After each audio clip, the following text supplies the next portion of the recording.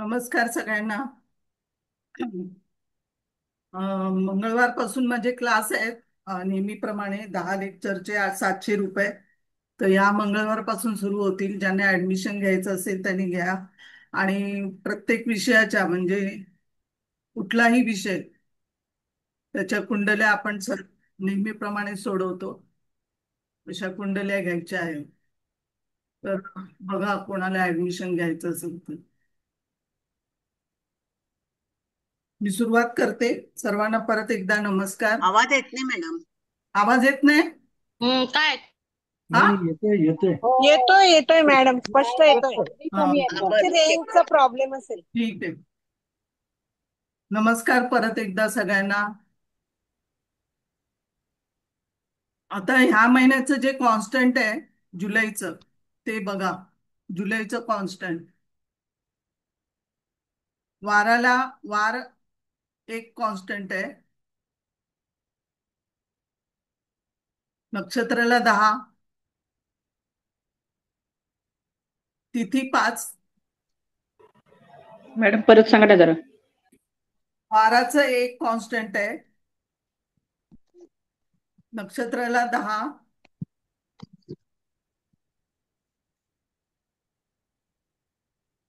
तिथी 5 आणि योग जो आहे तो पहिला 15 दिवसाला 16, पहिल्या 15 दिवसाला 16 आणि नंतरच्या 15 नंतर 18.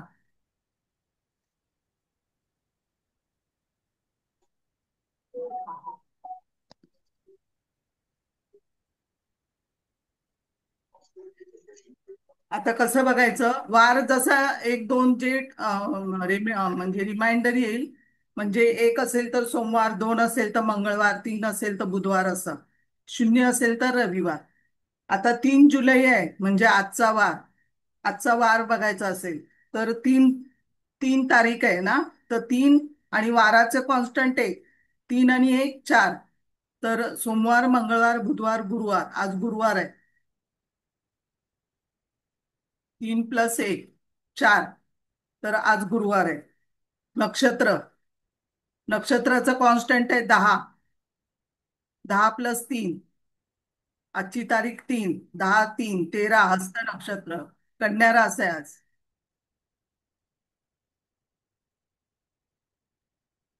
तिथी तिथीचं कॉन्स्टंट किती आहे? मॅडम 7 आहे, 7. तिथीचं कॉन्स्टंट 7 आहे, 7 मला वाटतं. 5 5. 5. हा, हा. 5 + 3 8. तर अष्टमी आहे. आणि पहिले 15 दिवस आहे ना. तर 16 कॉन्स्टंट आहे योगाला. तर 16 + 3 19. 19 म्हणजे परीघ. परीघ योग आहे. 19वा योग आहे परीघ. हे समजलं एवढं? हो आता 10 जुलैचा वार काढा बघू. मॅडम एक मिनिट, योगाचं जे कॉन्स्टंट आहे ते पौर्णिमेपर्यंतच 16 आहे नाही का? नाही, पहिले 15 तारखेपर्यंत जुलैचे पहिले 15 तारखेपर्यंत 16. अच्छा, 15 तारखेपर्यंत 16 आहे. हा, ओके आणि 15 नंतरचे 18. ओके तुम्ही ओके, कुठेही थँक्यू मॅडम. जात असाल, पटकन तुम्हाला रास माहिती नसेल तर नक्षत्राचे कॉन्स्टंट जे आहे ते 10 लक्षात ठेवा. हो हो 10 हो हो. आणि तारखेला प्लस करायचं, बस एवढंच करायचं. तर तुम्हाला नक्षत्र ओके ओके, आणि रास मिळेल. आता थँक्यू 10 मॅडम. 10 जुलै आहे. 10 जुलैचं किती वार आहे? कुठला वार आहे सांगा? गुरुवार येतो मॅडम. गुरुवार, बरोबर. गुरुवार. हा, नक्षत्र 10 + 10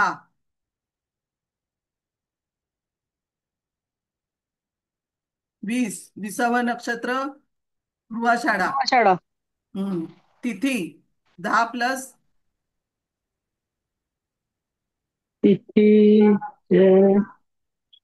पौर्णिमा. 5. 15 पौर्णिमा, पौर्णिमा. बरोबर. योग 10 + 16 24. 26. ऐंद्र योग. ऐंद्र. चंद्र योग येतो. ऐंद्र, हा. हम्म. आता 27 जुलैचं काढा, 15 तारखेच्या नंतर वार काढा.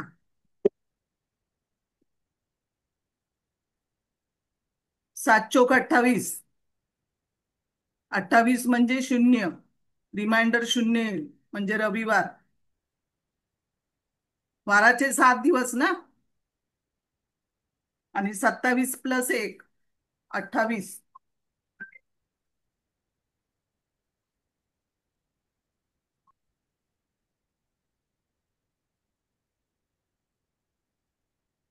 आलं? 7 चोक 28 रविवार.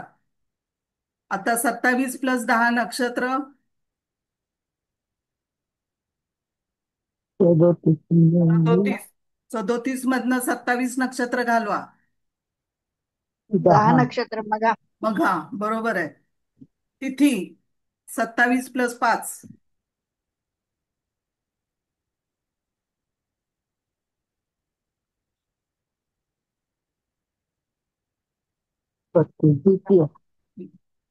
27 + 5 किती येतात? 32 का? 32. 32 मधनं 30 तिथी घालवा. 30. 15 आणि 15. तृतीया. द्वितीय. द्वितीया बरोबर. द्वितीया अर्धा द्वितीय अर्धा तृतीया पण येईल ना. आता योग 27 18. आता 15 तारखेनंतर आहे म्हणून 18. 27 + 18 किती होतात?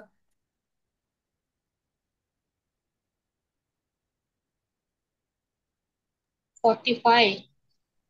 45 मधनं 27 घालवा योग.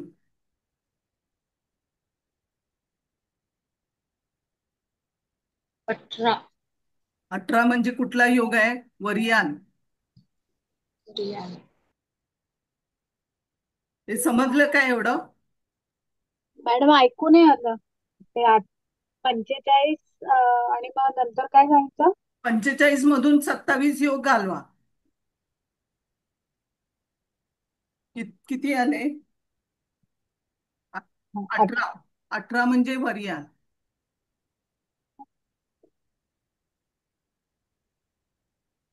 त्यांना घ्या हा, जे आलेत त्यांना. हो मॅडम. आता ही कुंडली आहे. ही कुंडली बघा. मेष लग्न आहे. केतू 3ऱ्या स्थानात, गुरु हर्षल 4थात, पंचमात प्लुटो, सप्तमात रवी चंद्र बुध शनी. मॅडम तारीख सांगा ना कुंडलीची. तारीख आपल्याला काढायची आहे. कशी काढायची ते शिकवते. कुंडली अशी आहे तर तारीख काढायची आहे. अष्टमात शुक्र आहे, भाग्यामध्ये राहू आहे, दशमात मंगळ आहे. आता ही कुंडली कुठल्या सणाची आहे सांगता येईल का? एकतर ऑक्टोबरचा जन्म आहे, म्हणजे हा दिवाळीचा, स्वाती नक्षत्रात चंद्र रवी आहे, तर हा दिवाळीचा जन्म आहे. दिवाळीच्या दिवशीचा जन्म आहे हा, कारण हे रवी आणि चंद्र.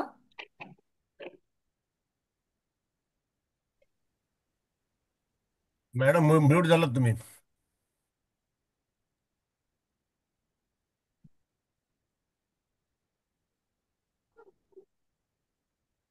मॅडम अनम्यूट करा. मॅडम ऐकायला नाहीत. आलं आता? आता येत आहे. येस. हं. फार कमी येतोय आवाज आज. कमी येतोय आवाज? नाही नाही, आता येतोय. आता अगदी येतोय. कान लावायला लागतोय मोबाईलला. अरे, एवढं सगळ्यांना कमी येतोय? खूप छान आवाज नाही, येतोय. येतंय. नाही नाही मॅडम, मॅडम, मॅडम, येतोय आम्हाला येतोय. व्हॉल्यूमचं बटन बरोबर ऑफ येतोय. करून ऑन करा, परत येतो आता आवाज. बघा कुठल्या वर्षाची कुंडली आहे हे काढायला आपल्याला नेपच्यूनकडे बघूया. जसं प्लुटो वरून आपण शिकलो कुंडली कशी काढायची, तसं नेपच्यून वरून काढूया. नेपच्यून फक्त बघा, नेपच्यून तुळेमध्ये 2 अंशाचा आहे. नेपच्यून किती वर्ष असतो? 14 वर्ष असतो. तर लिहा 14, 6 राशी पूर्ण, 6 राशी पूर्ण आणि 2 अंश आहे. तर बेस कसा ठेवायचा? बेस 1869 हा बेस आहे. 1869 हा बेस ठेवा.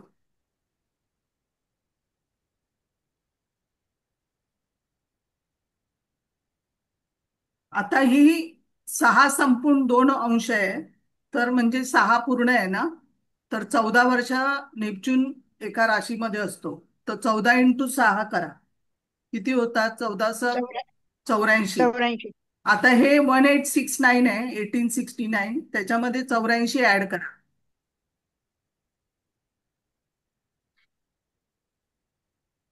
किती होतात?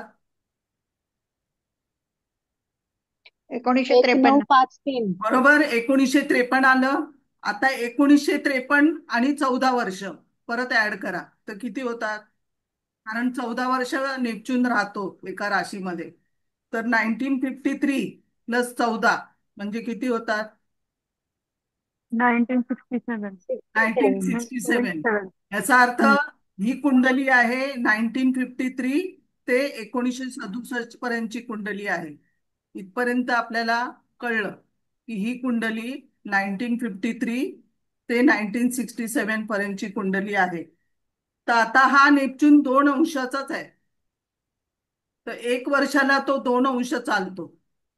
तो 2 संपून म्हणजे 1953 संपून 2 अंश म्हणजे 1954 ची कुंडली आहे. हे वर्ष कळलं आपल्याला, 1954. रवी तुळेमध्ये 15 ऑक्टोबर ते 15 नोव्हेंबर असतो, 9 अंशाचा आहे. म्हणजे 15 + 9 26 तारखेची कुंडली आहे.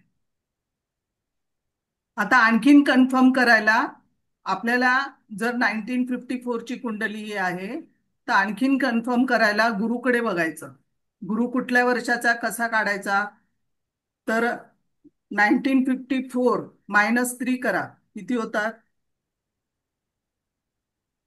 51. 1951. 51. 51 / 12 करा, बारचोक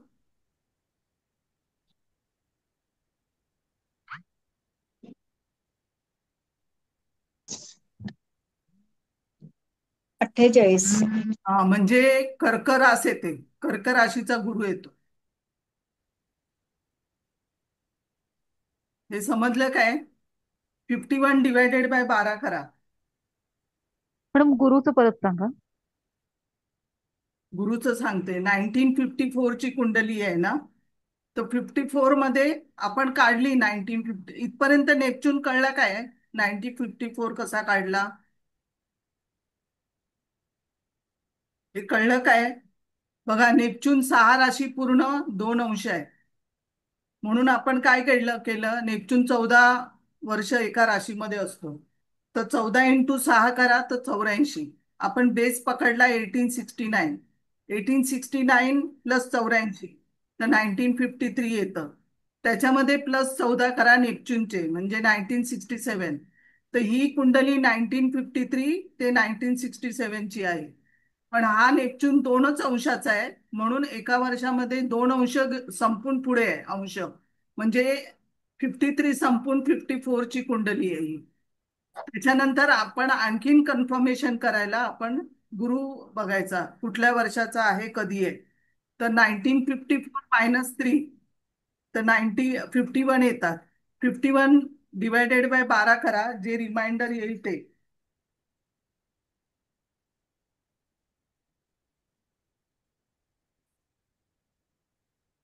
3 वजा मॅडम कसले केले आपण?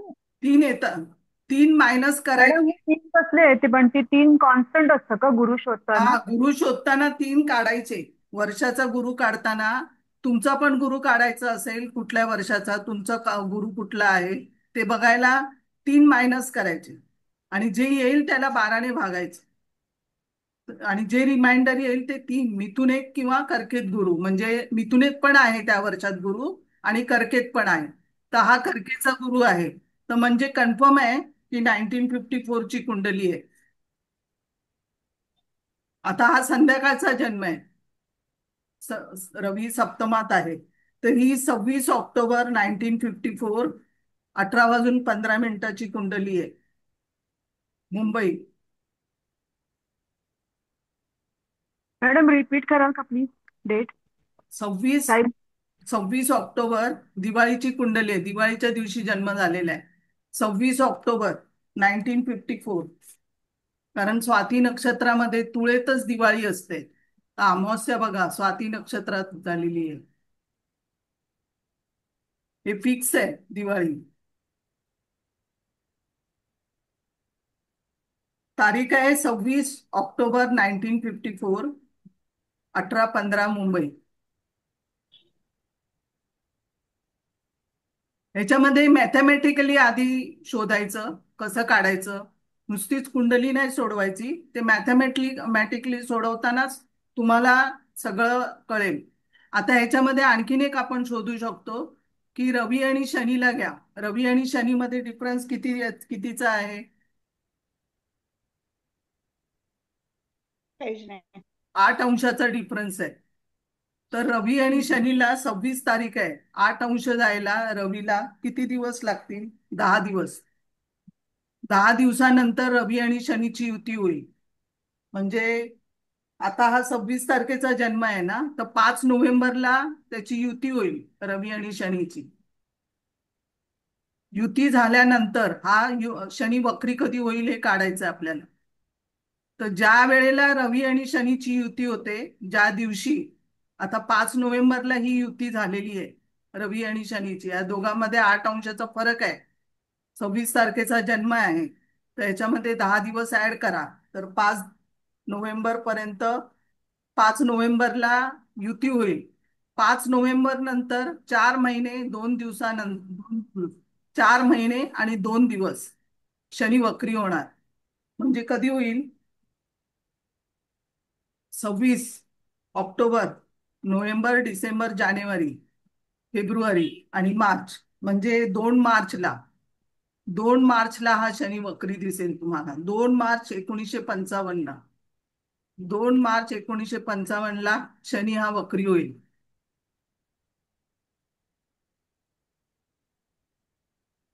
हे समजलं काय?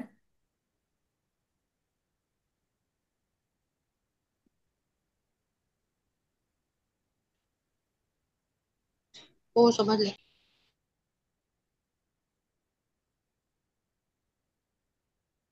रवी शनीच्या युतीनंतर 4 महिने 2 दिवसांनी शनी वक्री होतो. आता इथे शुक्र जो आहे तो 3 कलेवरच आहे ना, म्हणजे हा शुक्र स्तंभी आहे. तर आता इथे रवी आणि शुक्राचं अंतर बघा. रवी आहे 9 आणि शुक्र आहे 6. ज्या वेळेला शुक्र, रवी हा जेव्हा 6 अंशाचा 7 अंशाचा असेल, त्यावेळेला हा शुक्र वक्री होणार. म्हणजे बरोबर दोघांमध्ये 30 अंशाचं अंतर पाहिजे. रवीच्या पुढे शुक्र आहे म्हणजे वक्री होणार. तर शुक्र वक्री होताना दोघांचे अंश सारखे असतात, रवीचे आणि शुक्राचे. पहिलं काढायचं की ह्या वर्षात शुक्र वक्री होतो का. तर 1954ला शुक्र डिवायडेड बाय 8 केले. हे शिकवलेलं आहे तुम्हाला सगळ्यांना. 1954 डिवायडेड बाय 8 करा, रिमाइंडर किती येईल?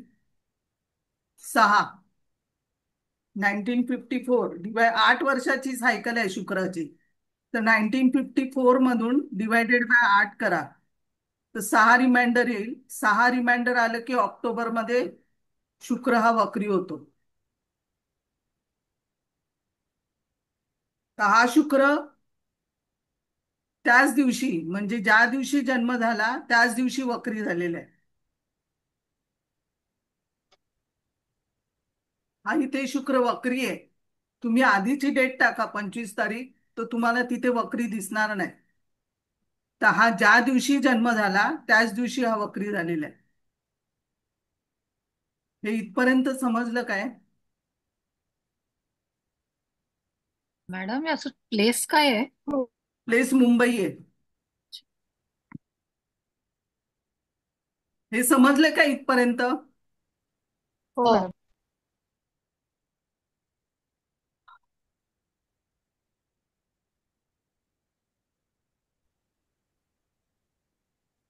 आता बघा, लग्न मेष आहे, रास तूळ आहे, अमावस्येचा जन्म आहे.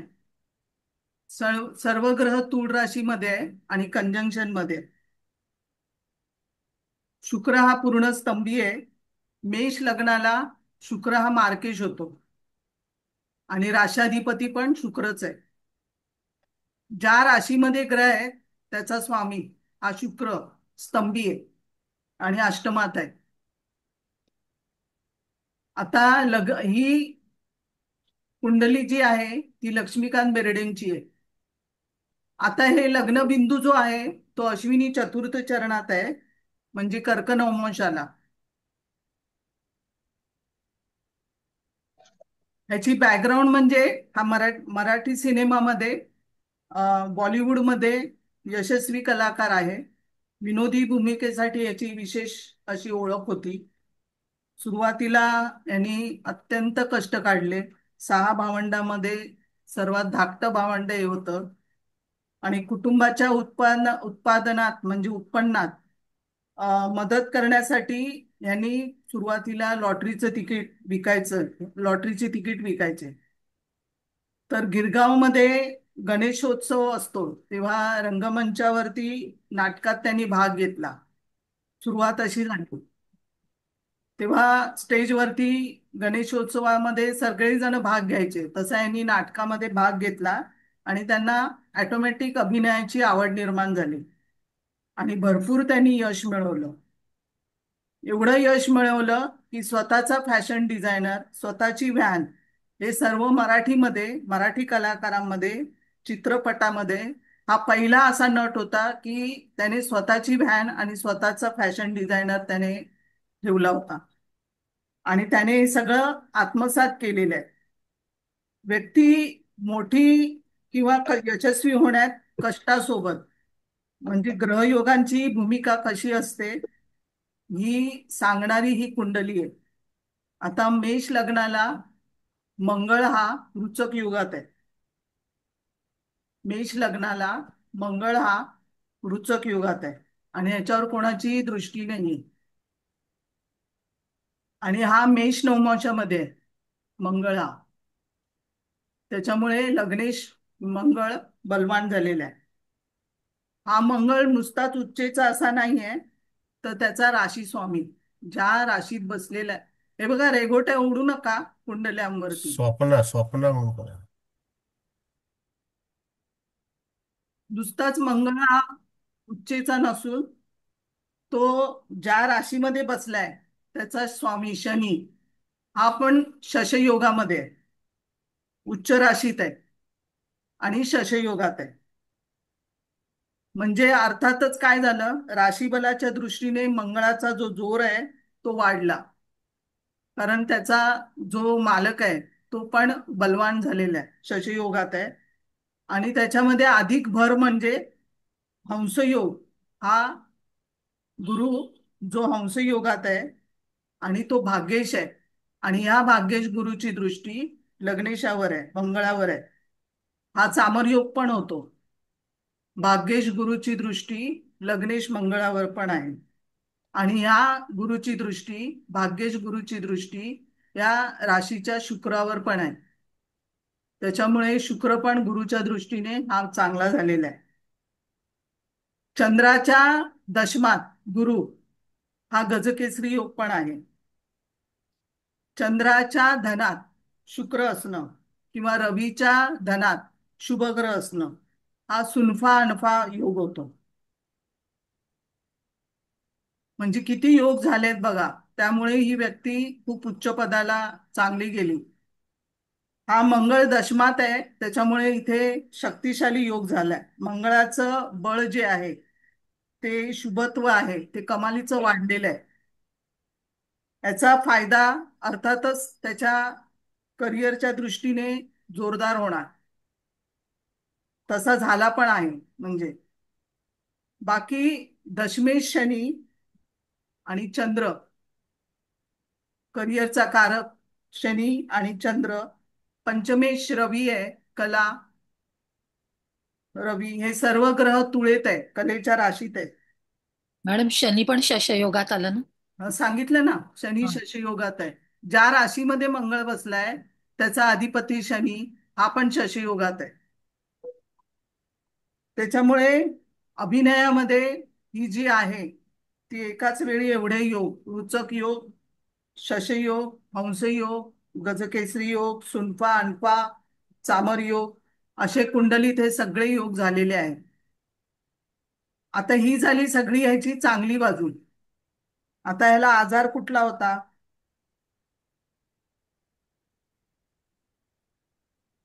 तूळरास लोड आहे. किडनीचा होता मॅडम, किडनी गेली हा. होती मॅडम. आता तूळरास लोड आहे. षष्टेश बुध हा चंद्र शनी बरोबर बसलेला आहे. षष्टेश हा बुध चंद्र आणि शनी बरोबर तुळेत आहे. त्याच्यामुळे काय झालं? चिंता झाली. शनी बरोबर चंद्र बुध, मानसिकता बिघडवणारे ग्रह चंद्र आणि बुध आणि शुक्र हे 3 ग्रह मानसिकता बिघडवणारे आहेत. तर चंद्र बुध हा शनी बरोबर आहे. त्याच्यामुळे चिंता वाढली, असुरक्षितता वाढली. असं असुरक्षित वातावरणातच जगत होता हा. कारण इथे काय झालं, नवीन कलाकारांचा उदय झाला आणि हे सगळे जे जुने कलाकार आहेत ते थोडस त्यांना टेन्शन आलं, कारण काम पण मिळायला हवं ना तेवढं. मग त्या चिंतेमध्ये खाण्यापिण्याकडे ह्यांनी दुर्लक्ष केलं. ह्याच्यामध्ये विवाह पण ह्यांनी 2 केले, एक बेर्डे बरोबर आणि एक प्रिया बेर्डे बरोबर झालं. 1985 ला ह्याचं लग्न झालं. 1985 ला लग्न झालं तेव्हा गोचर असं होतं की लग्नेश जो आहे, अंतर्दशानाथ स्वामी पण मंगळ होता आणि त्या मंगळावरून गुरु जात होता, लग्नेशावरून. आणि कुटुंबस्थानाला गुरुने पाहिलं, त्यावेळेला विवाह झाला. त्यानंतर विवाह झाल्यानंतर 5 एप्रिल 1998 ला रुही बेर्डेचं निधन झालं. त्यावेळी ज्या वेळेला निधन झालं त्यावेळेला मंगळ जो आहे तो मेष राशीमध्ये होता, त्याची दृष्टी सप्तमावर होती. आणि शनी जो आहे तो मीन राशीमध्ये होता. राहू केतू जे आहेत त्यावेळेला ते 14 अंशाचे होते आणि मूळचा राहू केतू जो आहे तो 15 अंशाचा आहे. जास्ती करून जे मूळचे राहू केतू असतात राहूच्या बिंदूवरतीच घटना घडतात. आता हा मूळचा राहू आणि गोचरेचा राहू एकाच डिग्रीला होते. आता ही ब्रेन हॅमरेजने गेली. ही ही का ब्रेन हॅमरेजने गेली सांगा? तुम्हाला विचारते आता, सांगा. बुध शनी बुध सप्तमात आहेत. मेषराज दूषित झाली होती.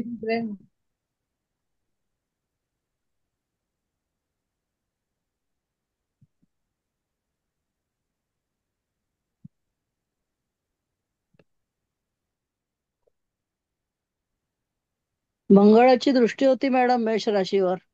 हा, मेष राशी. मेष राशी मंगळ मेषेतून गोचर करत होता आणि अश्विनी तुम्हाला बघत होता. मंगळ. अश्विनी नक्षत्र आहे. बरोबर, बरोबर. अश्विनी नक्षत्रामध्ये बिंदू आहे हा. अश्विनी चतुर्थ नक्षत्र बघा नेहमी. मी नेहमी नक्षत्रांकडे फोकस करा. ज्या नक्षत्रामध्ये अश्विनी चतुर्थ चरण आहे तर त्यामुळे ब्रेन हॅमरेज झाला. कारण का?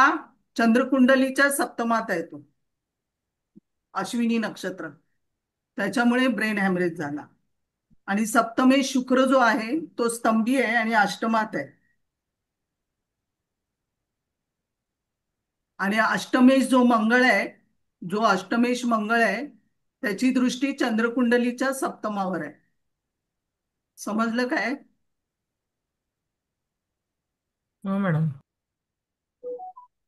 चंद्रकुंडलीच्या सप्तमावर अष्टमेश मंगळाची दृष्टी आहे.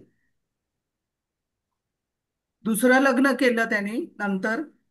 नाही नाही सर, मॅडम त्याने पहिलेच दुसरं लग्न केलं होतं बायको असताना. हा, बायको असतानाच म्हणजे ती गेल्यानंतर लग्न केलं, पण त्यांचा आधी. नाही नाही, ते असतानाच लग्न केलं होतं. त्याला मुलगा झाला तो 97 साली. हा, मग ते अफेअर पण होतं दोघांचं आधीपासून. आणि नंतर मग लग्न केलं. ती असताना पण केलं असेल.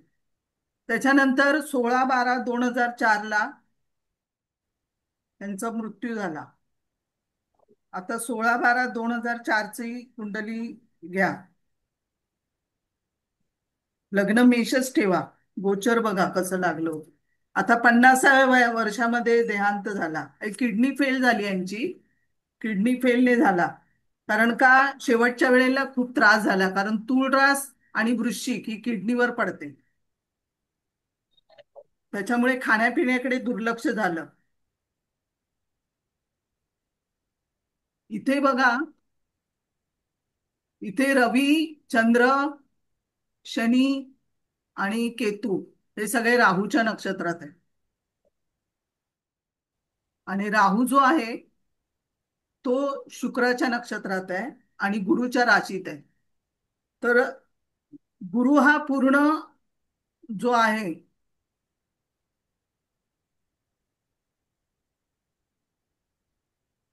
आता राहू जो आहे तो कोणाचं हे करणार, प्रतिनिधित्व करणार, तर गुरुच. राहू हा गुरुचं प्रतिनिधित्व करणार आणि नक्षत्र स्वामी जो आहे शुक्र त्याचं प्रतिनिधित्व करणार.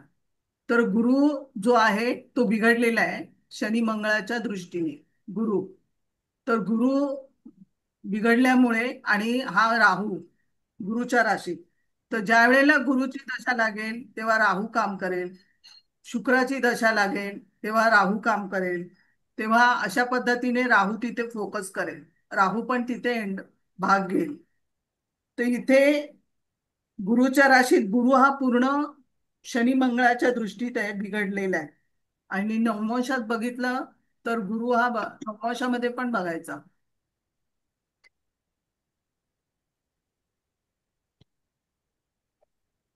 नवमांशात गुरु हा राहूयुक्त आहे. मग दशा कुठली होती त्यावेळेला? 16/12/2004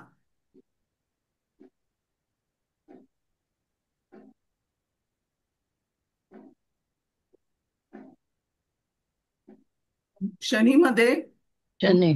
शनीमध्ये गुरु महादश शनीमध्ये गुरु अंतर्दशा आणि गुरु विदशा. गुरुच्या दशेमध्ये, गुरुच्या अंतर्दशेमध्ये शनीमध्ये गुरुमध्ये गुरु होती दशा.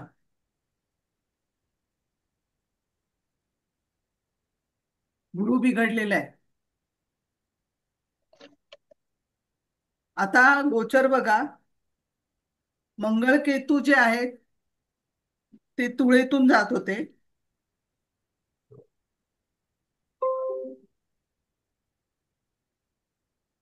राहू केतू 5 अंशाचे आहेत. राहू लग्नी आहे 5 अंशाचा, मंगळ 29 अंशाचा आणि केतू 5 अंशाचा सप्तमात. मंगळ केतू सप्तमात. शनी कर्केमध्ये 2 अंशाचा.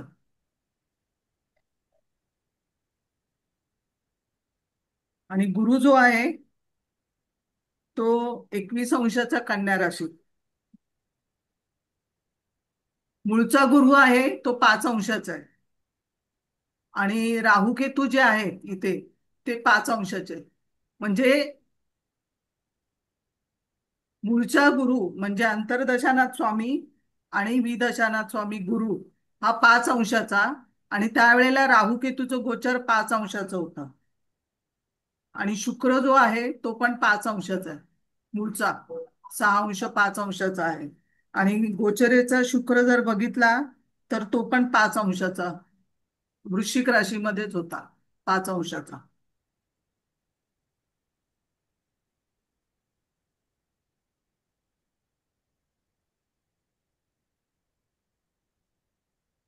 तर ह्याच डिग्रीला, राहू केतूच्या डिग्रीलाच जेव्हा अंतर्दशानाथ स्वामी आला आणि गोचरेचा राहू केतू 5 अंश, मूळचा 5 अंश, त्यावेळेला घटना घडली.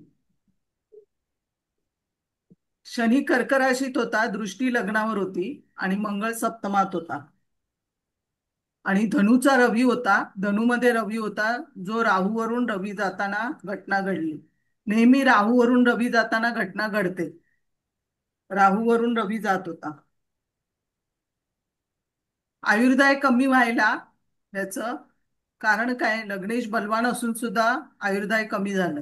कारण ज्या राशीमध्ये ग्रह आहे त्याचा अधिपती शुक्र हा स्तंभी आहे.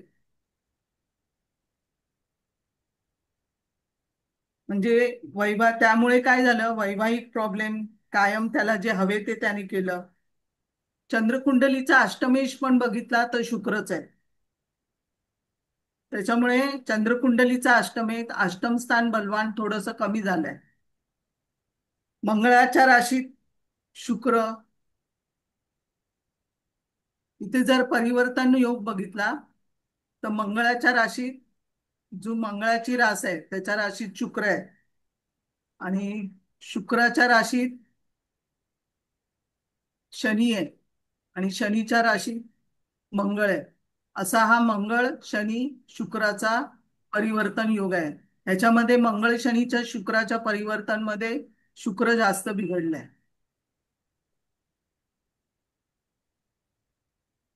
इथे शुक्र स्तंभी म्हणजे काय करतो,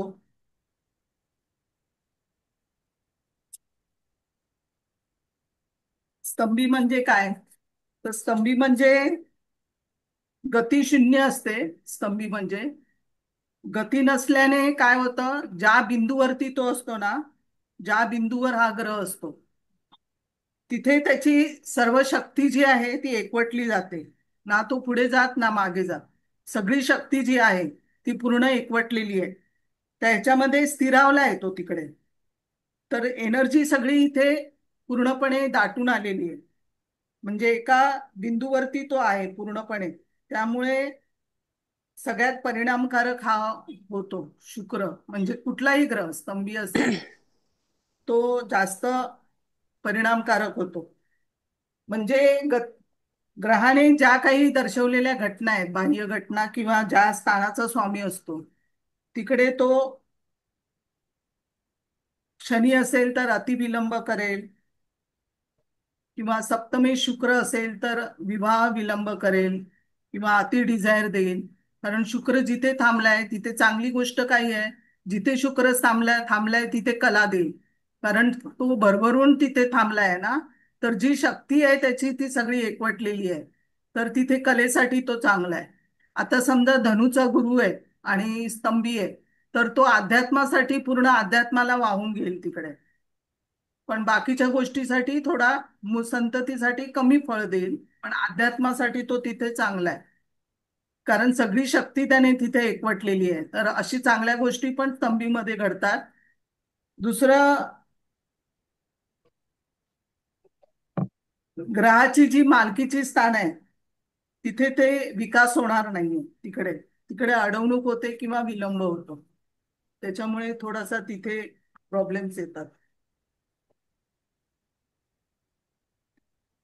म्हणजे शुक्र पूर्णपणे तिथे थांबून तिथे थोडस फळ द्यायची लक्षणं आहेत त्याची. मॅडम शुक्र हा डबल मार्केश पण आहे ना? शुक्र मार्केश पण आहे, म्हणूनच डब त्रासदायक हा आहे. हा. आता इथे 1984 ह्याची पहिला पिक्चर आला, लेक चालली सासरला. ह्याचं वय 30 वर्ष होतं. त्यावेळेला तुळेमध्ये शनी होता आणि धनुमध्ये गुरु होता. पहिला पिक्चर मिळाला तेव्हा तेव्हा 30 वर्षाचा होता हा. त्यावेळेला पहिलं त्याचं हे झालं तेव्हा दशा होती गुरु महादशेमध्ये, चंद्र अंतर्दशा. म्हणजे गुरुची महादशा होती भाग्यशाची. आता हे मारक स्थान आपण बोलतो, मारक स्थान.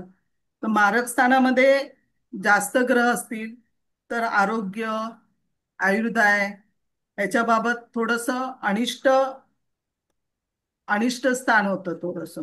2 आणि 7 या कालपुरुषाच्या कुंडलीनुसार शुक्राच्या राशी येतात. म्हणजे आपण इथे जीभ बघतो, इथे आपण लैंगिक सुख बघतो आणि त्याचा कारक शुक्र आहे. आणि शुक्र हा जलतत्वाचा ग्रह आहे आणि रजोगुण आहे त्याच्यामध्ये जास्त. त्याच्यामुळे रजोगुण असल्यामुळे ह्या शुक्राला असं वाटतं की सर्व सुख आपल्याला मिळत राहावी. आणि त्याच्यामुळे काय होतं, खाण्यावर ताबा नसतो आणि अनाठाई विरहित. मॅडम हा ड्रिंक खूप घेत होता, ड्रिंक ऐकत हा. नव्हता कोणाचा. हो हो. म्हणजे ड्रिंक खूप घेत होता हा.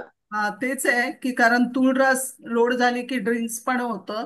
शुक्र पण वृश्चिक राशीचा आहे. वृश्चिक रास पण ही ऍसिडची रास आहे. तर इथे वीर्याची नासाडी होते अनाठाई, ते पण आहे इथे. दोन्ही गोष्टी इथे खाणं आणि वीर्याची नासाडी त्याच्यामुळे ताकद कमी करतात आणि रोग आणतात. म्हणून 2 आणि 7 हे आयुष्य योग कमी करणारं स्थान आहे. आणि ह्यांच्या दशेमध्ये 2 आणि 7च्या दशेमध्ये मृत्यू येऊ शकतो. जसं उदाहरणार्थ मकर लग्न असेल तर मकर लग्नाला शुक्र राजयोग कारक होतो. पण तो चंद्राबरोबर असेल तर चंद्र म्हणून तो लग्नाचा अनिष्ट ग्रह आहे. मार्केश म्हणून शुक्रापेक्षा चंद्र जास्त इथे जास्त त्रासदायक होऊ शकतो. मग अशा पद्धतीने बघायचं. मग इथे शुक्र हा मार्केश आहे. मार्केश म्हणून त्याच्यामुळे तो वृश्चिक राशीमध्ये आहे. वृश्चिक रास पूर्ण ऍसिडची रास. व्यसन कसं असतं? व्यसन षष्टेश ज्याच्या बरोबर बसलाय त्या पद्धतीने. आणि शनी आणि राहू हीन पातळी दाखवतो व्यसनासाठी. आणि जास्त ग्रह कुठला आहे आनंद देणारा ग्रह कुठला आणि जलतत्वाचा ग्रह कुठला तर शुक्र. तर शुक्रामुळे व्यसन जडतं. तर शुक्र जेव्हा शुक्र आणि शुक्राच्या राशी चेक करायच्या. शुक्र आणि शुक्राच्या राशीमध्ये ग्रह बिघडलेले असतील तर व्यसन तयार होतं. व्यसनी माणूस होऊ शकतो. आणि जर तो षष्टेशा बरोबर असेल तर जास्तच व्यसनी असेल. तर इथे व्यसनासाठी शुक्राच्या राशी 2 7, खास करून वृश्चिक रास. आणि शुक्र जर ज्येष्ठामध्ये असेल, ज्येष्ठा चतुर्थ चरणात असेल तर इथे व्यसन हमखास असतं. शुक्र इथे महत्वाचा आहे कारण आनंद देणारा ग्रह हा शुक्रच आहे.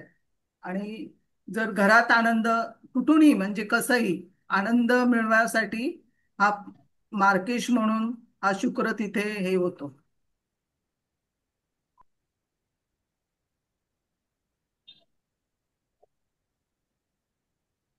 मैडम ये एक्टर का नाम क्या था? लक्ष्मीकांत बेर्डे. ओके. हे मृत्यू काय फक्त ड्रिंक्समुळे झाला काय तसं? हा ड्रिंक्समुळे झाला मृत्यू. कारण अवेळी जेवण, कारण तूळला लोड आहे ना तर खाण्यापिण्याकडे दुर्लक्ष आणि अवेळी जेवण आणि त्याच्यामुळे किडनी प्रॉब्लेम झाला. कारण तूळरास जास्त लोड असल्यामुळे तूळरास आणि वृश्चिक दोन्हीमुळे हे झाला. ड्रिंक्समुळे व्यसनामुळे गेला हा. विनोदी भूमिका करायचं त्याचं काय कारण? विनोदी भूमिका बुध आहे ना, चंद्र बुधा बरोबर आहे ना. हम्म, हम्म, चंद्र कोणाच्या युतीत आहे तर बुधाची. बुध हा विनोदी ग्रह आहे. हम्म. तर बुधामुळे विनोद आला. चंद्र आणि बुध. 1990 मध्ये कल्चरल फॉर्म मध्ये होती मी आणि आम्ही त्यांना इन्व्हाइट करायला घरी गेलेलो. आणि त्यांना जसं सांगितलं आम्ही, चला आम्ही गाडी घेऊन आलोय तुमच्यासाठी. हम्म. त्यांनी दारूच्या बाटलीतलं झाकण लावलं आणि म्हणाले हो चला निघूया. हम्म. आणि डोळे एवढे लाल लाल होते प्रचंड. त्यांच्या हम्म. सोबत बसायला भीती वाटायला लागली. म्हणजे बाकीचे फ्रेंड्स बसले मग. आणि हम्म. आम्ही मुली सगळ्या ज्या लेडीज होतो ते दुसऱ्या गाडीतनं आलो. बरोबर. म्हणजे पण ते म्हणजे बोलताना एकदम हे होतं. म्हणजे ते त्यांना प्यायची एवढी सवय होती.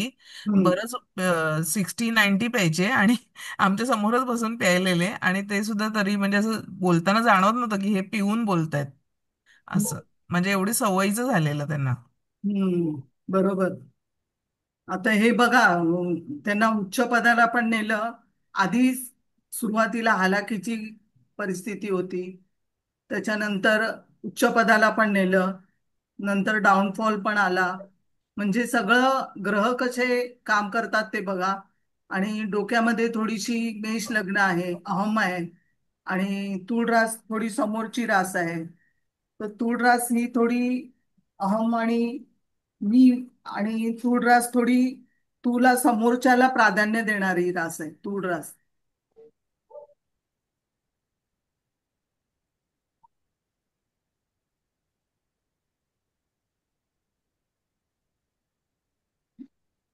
पण मॅडम म्हणजे इथे पण मेष लग्न म्हणजे मी पण असतो तिथे आणि तुळेमध्ये समोरच्याला प्राधान्य देणं असे दोन्ही विरुद्ध गुणधर्म तूळ अहम आहे आणि समोरच्याला हे लोक प्राधान्य तुळवाले जास्त देतात.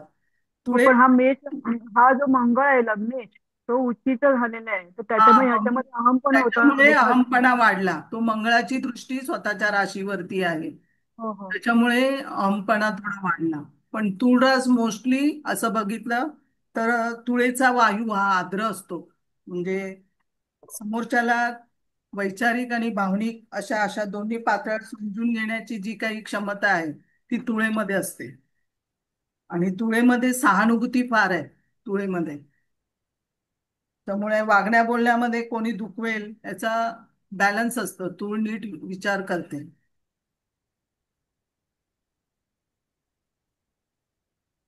मॅडम, एका ग्रुप कडून समजलं होतं की त्यांना लैंगिक आजार पण होते. असू शकतात हा, हे पण डेफिनेटली आहे. कारण इथे लैंगिक आजार व्हायला वृश्चिकेचा शुक्र. कारण त्यांच्या शेवटच्या दिवसामध्ये ना ते प्रचंड बारीक वगैरे पण झाले होते. आणि शेवटी त्रास खूप झालाय त्यांना.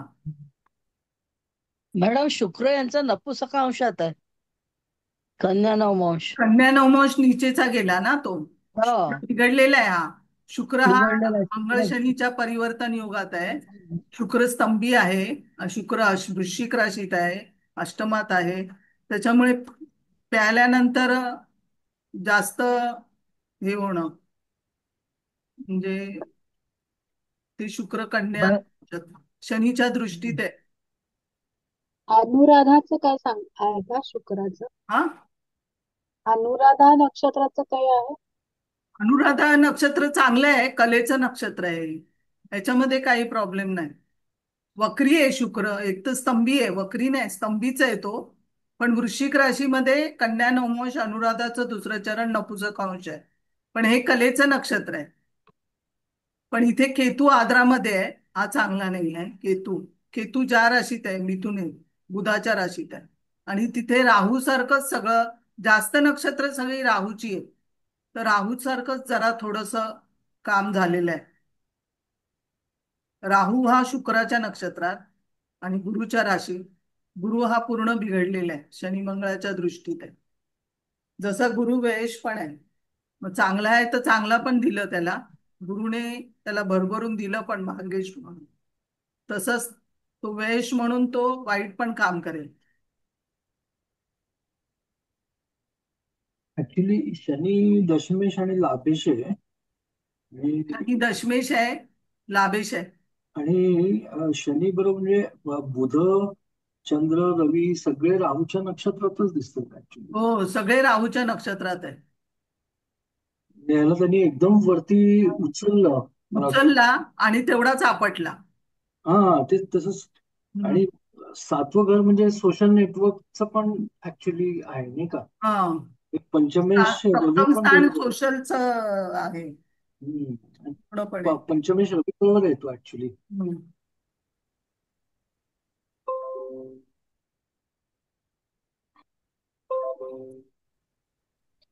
मिस शुक्र ये वृश्चिक राशि में है, वो भी नेगेटिव पॉइंट होगा ना मीन्स? हाँ, शुक्र इनका वृश्चिक राशि में है, वो भी नेगेटिव पॉइंट ही है ना? कौन सा? शुक्र इनका जो शुक्र है ना, वो वृश्चिक राशि में है ना, तो हाँ वो भी हाँ, नेगेटिव पॉइंट है ना? निगेटिव ही है ना, मैंने पहले ही बोल बताया. निगेटिव हाँ, ही आहे. मंगळाच्या राशीतला शुक्र चांगला नाही ना. बराबर. आणि मृत्यूच्या वेळी काय झालं, शनीची दृष्टी लग्नावर आली, मेष राशीवर आली. मेष राशीवर शनीची दृष्टी चांगली नाही, कारण मूळचा मंगळ इथे बघतोय. तुळेत मंगळ, त्याची लग्नावर दृष्टी, सगळ्या पापग्रहांची दृष्टी लग्नावर आली. शनीची दृष्टी लग्नावर आली, मूळचा मंगळ पण बघतोय, गोचरेचा पण बघतोय. आणि गुरु 5 अंशाचा आणि गोचरेचा राहू केतू 5 अंशाचा. आणि राहूवरून रवी जाणं हे खूप जणांच्या कुंडलीमध्ये आहे. त्यांचं 64वा नवमांश काय आहे, मॅडम? 64वा नवमांश नाही होणार, कारण त्यावेळेला नव्हता, त्या डिग्रीला नव्हता. ऍक्च्युली तिकडे बुध होता, शुक्र होता, पण त्या डिग्रीला नव्हता. बुध 17 अंशाचा, शुक्र 5 अंशाचा आहे. आणि प्लुटो 28 अंशाचा इथे होता. आता लग्नाची डिग्री किती आहे? 12 अंशाची आहे. म्हणजे 64व्या नवमांशात तो नव्हता. मॅडम ह्याला महेश कोठारेने वरती आणलं, म्हणजे मित्र चांगला होता त्याचा. हा. मित्राचं स्थान चांगलं असणार याचं. हो, तो चांगलंच महेश आहे ना. कोठारे तो वरती आता आलाय. मित्राचं स्थान बघा, शनी आहे. हा, सोशल स्थान आहे. म्हणजे शनी बलवान आहे ना, त्याच्यामुळे शनी चांगला आहे, त्याच्यामुळे वरती आणला.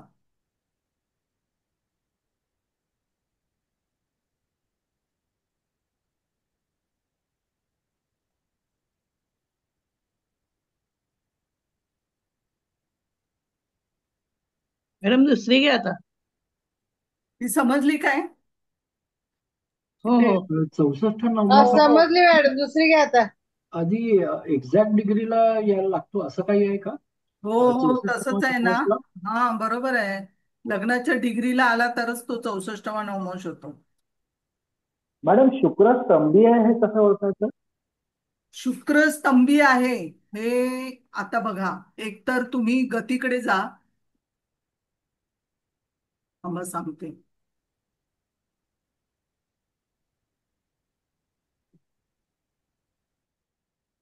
तर इथे कला, शुक्र दिवसाला 75 कला जातो. तर हा 3च कला चाललाय, आहे की नाही? मग पहिले इथे गतीचा चार्ट तुम्ही चेक करा. तुम्हाला गती प्रत्येकाची माहिती पाहिजे. मंगळाची 45 आहे, रवी आणि बुधाची सारखी गती आहे, जी 1 अंश 10 कला, 20 कला अशी बुधाची गती आहे. गुरुची आहे 5 कला, आणि अतिचारी असेल तर तो 12 कलेवर पण जातो. म्हणजे अतिचारी अतिचारी केव्हा होतो? रवीच्या एक घर पाठी पुढे असेल तर अतिचारी होतो. तर तो 12 कलेवरती पण जातो गुरु, नाही तर 5-7 कलेवरती आपला नॉर्मली चालतो. नॉर्मल गती त्याची 5-7 कला आहे. वक्रीच्या वेळेला पण तेवढीच तशीच गती आहे. पण जेव्हा स्तंभी होतो तेव्हा पूर्ण पूर्ण इथे 0-0-0-0 दिसणार. तर समजायचं स्तंभी आहे. जर 1 कलेवर असेल तर 15 दिवस चाललाय, कारण त्याचे स्पीड कमी केलेलं आहे. आता बघा, आत्ताचा शनी बघा, आजचा शनी स्तंभी आहे. कारण का? 13 तारखेला तो वक्री होणार आहे. म्हणून तो शनी, तुम्ही आजचा शनी बघितला तर पूर्ण 0-0-0 कला दिसतील, म्हणजे तो स्तंभी आहे. शुक्र जो आहे तो 75 कला जातो, आणि गुरु जो आहे, शनी जो आहे तो 7 कलेवरती, म्हणजे हा रवीच्या जवळ आहे, रवीच्या युतीत आहे, म्हणून 7 कलेवर आहे. नाही तर मोस्टली 3 कलेवरती जातो तो. पण 1 कलेवर असेल समजा, तर 15 दिवस मागे आहे का पुढे आहे पहिलं बघायचं. तर 1 कलेवर असेल तर 15 दिवसानंतर तो वक्री होणार आहे किंवा मार्गी होणार आहे. वक्री होणार असेल तर 1 कला वगैरे असतो. अशी त्याची कला पहिली बघायची. त्यानंतर शुक्र मागे रवीच्या पाठी बघा, रवीच्या पुढे शुक्र असेल तर वक्री होणार आहे, रवीच्या मागे असेल तर मार्गी होणार आहे. हे जे ग्रह आहेत, छोटे ग्रह बुध आणि शुक्रासारखे, ते म्हणजे आंतरग्रही ग्रह आहेत. ते बुध आणि शुक्र हे छोटे ग्रह जे आहेत, ते रवीच्या पुढे असेल तर वक्री होतात, आणि रवीच्या पाठी असेल तर मार्गी होतात. आणि मोठे ग्रह आहेत, ते रवीच्या पुढे असेल तर मार्गी होतात, आणि पाठी असेल तर वक्री होतात. हे असं उलट आहे. याचं मोठ्या ग्रहांचं अंतर्ग्रही आणि बहिर्वर्ती ग्रह हे असा फरक आहे. तर इथे रवीच्या पुढे शुक्र आहे, म्हणजे हा जेव्हा शुक्र वक्री होतो तेव्हा रवीची आणि शुक्राची जी डिग्री आहे ती सेम असते दोघांची. तेव्हा समजायचं की हा शुक्र वक्री होणार आहे. शुक्र हा 2 वर्षातून एकदा 19 महिन्यांनी वक्री होतो शुक्र. 19 महिन्यानंतर म्हणजे जवळजवळ 2-1.5 वर्षांनी वक्री होतो, 2 वर्षांनी. तर 19 महिन्यांनी युतीनंतर तो 10 महिन्यानंतर वक्री होतो. जेव्हा रवी बुध शुक्राची युती असते तिन्ही, त्यावेळेला रवी आणि शुक्र बघायचे. तुम्ही चेक करा, रवी बुध शुक्र एकत्र जेव्हा असतात त्यावेळेला शुक्र आणि रवीची युती कधी होती, कधी होते पहिली ती बघायची. त्याच्यानंतर बुध येणार तेव्हा एकत्र येणार रवी बुध शुक्र. मग हे रवी बुध शुक्र एकत्र कधी येतात, तर रवी आणि शुक्र एकत्र 9.5 महिन्यांनी येतात. त्याच्यानंतर बुध येणार. बुध हा वर्षातून 6 वेळा रवी बरोबर असतो. बुध हा वर्षातून रवी बरोबर 6 वेळा असतो. आणि ज्या वेळेला रवी आणि शुक्र असतील त्यावेळेला बुध येणार. त्यावेळेला म्हणजे 9.5 महिन्यांनी तुम्हाला एकत्र रवी बुध शुक्र दिसतील. आणि शुक्र वक्री व्हायला तुम्हाला ते कॅल्क्युलेशन आहे, ते सांगितलेलं आहे, शिकवलेलं आहे त्यांना, की सालामध्ये डिवायडेड बाय 8 करायचे आणि जो महिना येईल त्या महिन्यामध्ये तो वक्री होतो. हे शुक्राचं आहे आणि ती बघायची ती. ऍक्च्युली जर डिग्री वाईज बघितलं तर शुक्र पण म्हणजे 4, 8, 12 मधले ग्रह जर बघितले तर शुक्र तो साधारणतः 60 डिग्रीला आहे. आणि व्ययातून शनी जो चाललाय, शनी आणि नेपच्यून ते पण 7 आणि 8 डिग्रीला आहेत. Neptune 8 degree, Shani 7 degree. आणि अ, ह्याच्यामध्ये म्हणजे कर्क राशीमध्ये मला वाटतं हर्षल जो आहे तो पण साधारणतः 4 डिग्रीला, म्हणजे डिग्री वाईज खूप जवळ वाटतात हे actually. शनीची डिग्री, शनी आणि नेपच्यूनची डिग्री व्ययातून जे चालले आहेत, कुठले कधीची बोलताय? आता ओरिजिनल जो शुक्र आहे ना, ओरिजिनल हा शुक्र अष्टमात जो आहे हा तो साधारणतः 7 डिग्रीला आहे. हा, बरोबर. त्याच्यानंतर गोचरीचा शनी जो आहे तो पण 7 डिग्रीला आहे. नाही, कर्केत आहे ना गोचरेचा. कधीचा सांगताय? ज्यावेळी तुम्ही आत्ताच हो बोलताय. Sorry sorry sorry sorry sorry आत्ताच नाही, हा गेले ते गेलेला माणूस आहे. बुधांचा गेले हो ना. Sorry sorry sorry. आता शनी नेपच्यून डॉट युती आहे हो हो हो आणि 7 अंशाची युती आहे. हो राईट शनी राईट. सात नाही नाही अंशाचा ते आहे, नेपच्यून 7 अंशाचा आहे. बघताना चूक झाली माझी. हम्म. आणि शनी स्तंभी होणार 13 तारखेला. आता 7 अंशाचा शनी आहे ना, त्याच्यामध्ये सरळ 5 मी प्लस करा. 5 प्लस केले तर किती तारीख येते? 13. तर 13 तारखेला शनी वक्री होणार. आता शनी 7 अंशावर जेव्हा वक्री होणार, स्तंभी होणार, तेव्हा पाठीमागे जाणार तो 7 अंश, म्हणजे 0 डिग्रीला तो मार्गी होणार आहे. किती शनी पाठी जाणार, कुठले ग्रह किती पाठी जाणार वक्री होऊन, ते सगळं चेक करायचं. सगळं कुंडली अशी फटाफट सगळं मॅथमॅटिकली आली पाहिजे सोडवता. मॅडम हम्म. आता ते हे शनी दिवस तर नेपच्यून सांगा ना दुसऱ्या सेम डिग्रीवर आहे. कुंडलीचे. हा, तर शनी आणि नेपच्यून सेम डिग्रीवर आहे, तर त्याचे काय इफेक्ट होऊ शकतात? पाऊस जास्त पडू शकतो. मीन राशीत आहे शनी नेपच्यून. अंशात्मक आहे ना, नेपच्यून पण समुद्राचा कारक आहे. तर भरती येऊ शकते, पाऊस हो. जास्त पडेल. आणि आता मंगळ शनी समोरासमोर येणार आहेत कन्या राशीत. कन्या राशीत मंगळ येईल, शनी समोर असेल. मॅडम आता षडाष्टक चालू आहे का आता त्याचा? मंगळाची दृष्टी शनीवर आहे, पण आता षडाष्टक आहे, पण मंगळ आणि शनी समोरासमोर येणार आहे.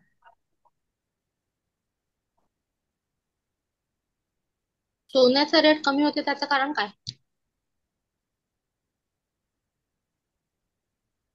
सोनं गुरुकडे आहे आणि रवीकडे.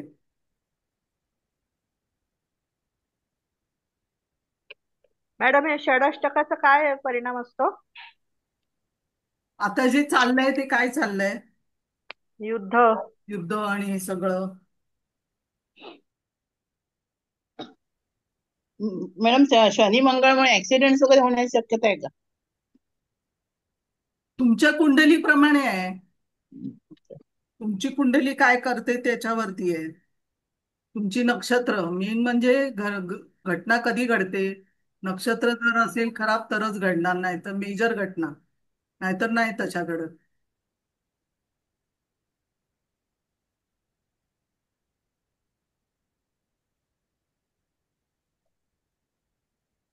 आता ही कुंडली आहे 19/4, नाही 4/12/96, सकाळी 10 वाजता नागपूर. 19 नाही, 4/12/96. बघा हा कुंडली, 4/12/96 सकाळी 10 वाजता, नागपूर.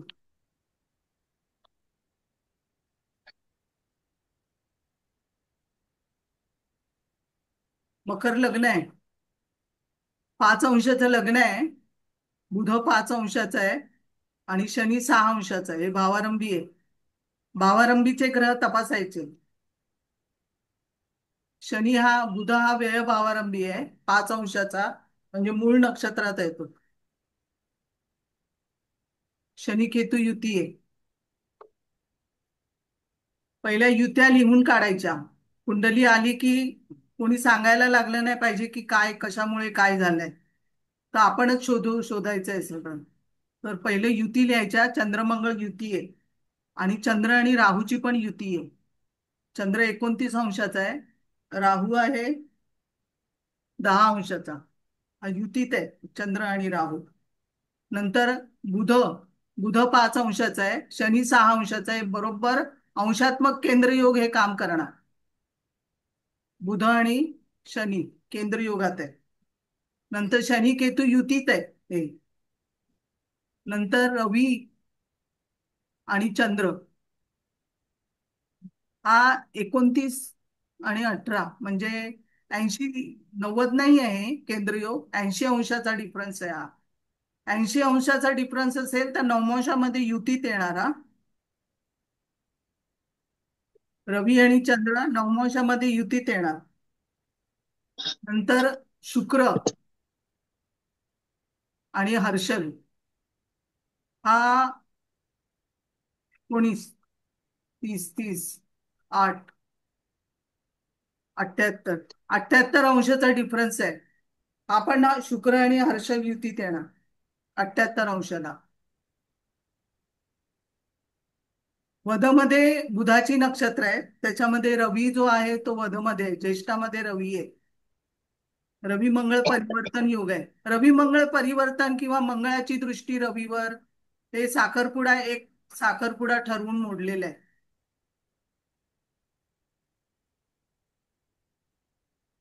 हा IT मध्ये आहे.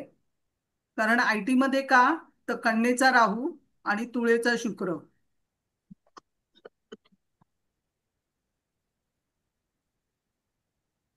पॅकेज चांगलं आहे.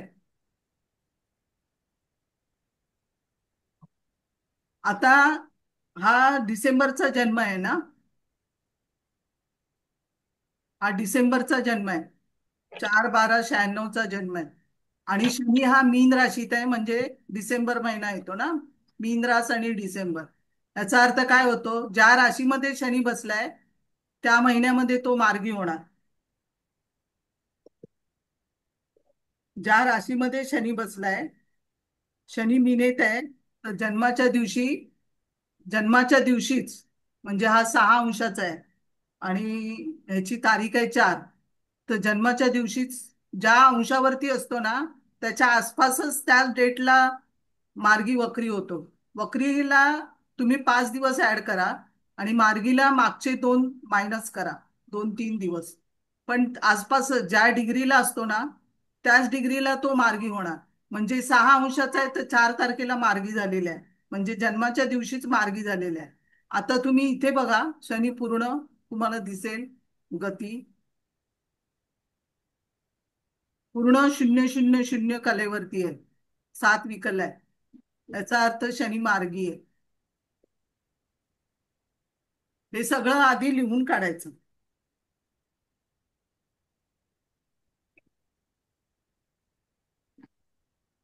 ह्याचं लग्न आहे ना 19/4/25 झालं.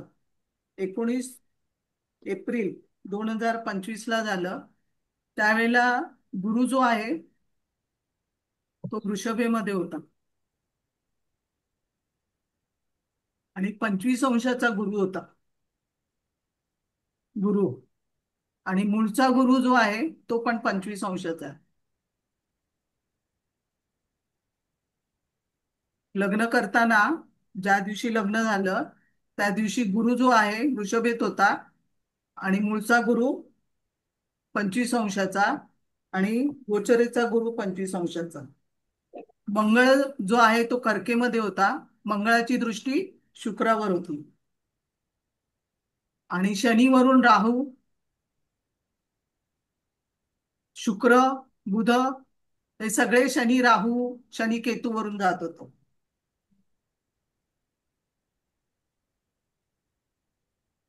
गोचर खराब होतं. शनीवरून राहू केतू सगळे राहू शनी त्याच्यावरूनच सगळे जात होते. आता मकर लग्नाला पहिलं बघायचं कुठला ग्रह वाईट आहे. तर मकर लग्नाला चंद्र मार्केश म्हणून वाईट आहे, रवी अष्टमेश म्हणून, मंगळ शनीचा मित्र नाहीये, आणि मकर लग्नाला गुरु वाईट आहे.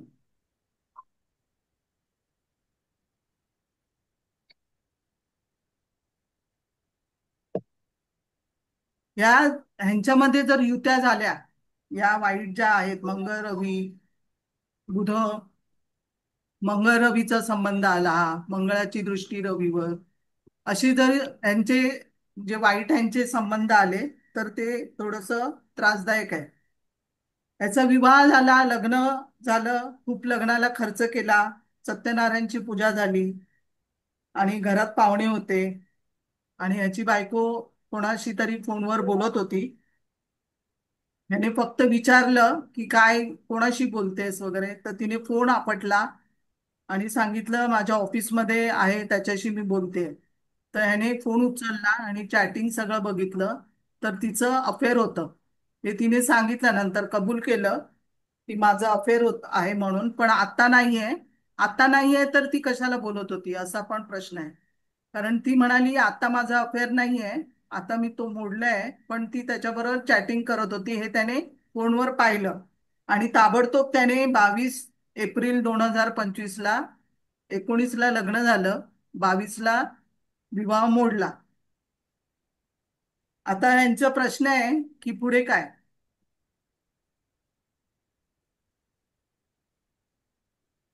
आणि एकदा ह्याचा साखरपुडा पण मोडलाय.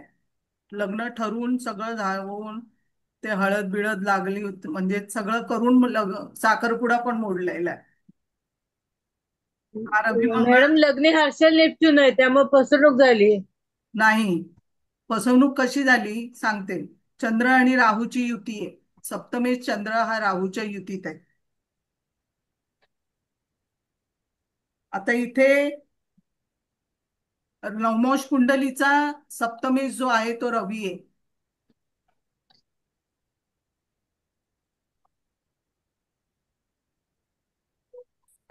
हा रवी आहे नवमोश कुंडलीचा सप्तमेश. तो मंगळाच्या दृष्टीत आहे आणि रवी मंगळाच्या परिवर्तन योगात आहे. त्यामुळे साखरपुडा मोडला. आता विवाह मोडायला पहिला आपण आपल्याकडे कुंडली आल्याबरोबर कळायला पाहिजे आपल्याला की कुठला प्रश्न आहे यांचा. तर प्रश्न असा आहे की बघा, लग्नेश पहिला बघायचा. लग्नेश हा शनी केतुयुक्त आहे आणि मंगळाच्या दृष्टीत पण आहे. मंगळाची 8वी दृष्टी आहे शनी केतूवर, म्हणजे लग्नेश पूर्ण बिघडला. मंगळ जो आहे तो पूर्वा फाल्गुनी चतुर्थ चरणात दरिद्र्यांश मध्ये आहे. नंतर सप्तमेश पकडायचा.